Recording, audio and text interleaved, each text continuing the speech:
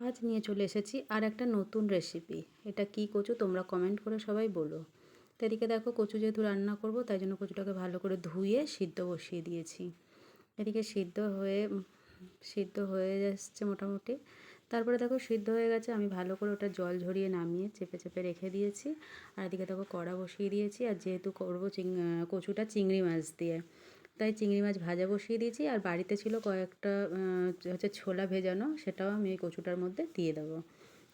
তো চলো তোমরা রেসিপিটা দেখতে থাকো, তার আগে তোমাদের সাথে একটুখানি আমি করে নিই।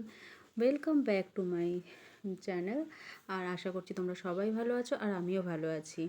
তা যদি আমার এই রেসিপিটা ভালো লাগে আর আমার ভিডিও যদি তোমাদের ভালো লেগে থাকে তাহলে অতি অবশ্যই একটা লাইক কমেন্ট করে দিও, আর আমার পেজটাকে ফলো করে রেখো নিত্য নতুন রান্না দেখার জন্য। তা এদিকে আজকে রান্না করব পেঁয়াজ দিয়ে আর রসুন দিয়ে।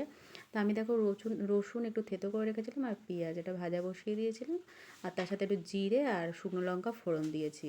তো এদিকে দেখো সিদ্ধ করা কচুটা ওর মধ্যে দিয়ে দিয়েছি, আর কটা ছোলা ছিল তোমাদের আগেই বলেছি, সেই ছোলাগুলো ওর মধ্যে আমি দিয়ে দিয়েছি, কারণ যেহেতু নষ্ট হয়ে যাবে তা নষ্ট হয়ে যাওয়ার থেকে খাওয়া হয়ে যাবে। তাই এদিকে দেখো আর কচুটা মোটামুটি আমার একটু নাড়াচাড়া করে নুন হলুদ আর দেবো জিরে গুঁড়ো আর সামান্য একটু লঙ্কা গুঁড়ো। আর কে কে কচু খেতে ভালোবাসো তারা একটু কমেন্ট করবে। আর আমার তো খুবই ভালো লাগে কচু খেতে।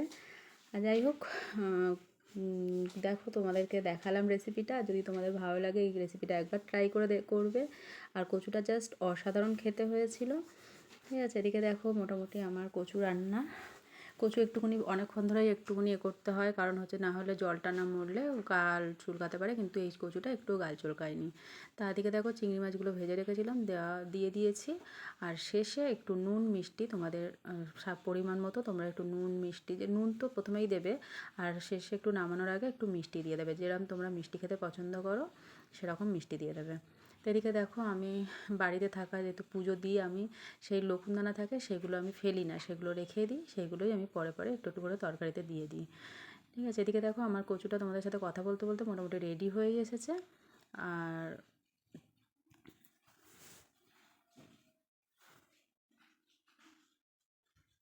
আর তোমরা বলো কারা কারা কচু খেতে পছন্দ করো, তারা তারা অতি অবশ্যই কমেন্ট করো।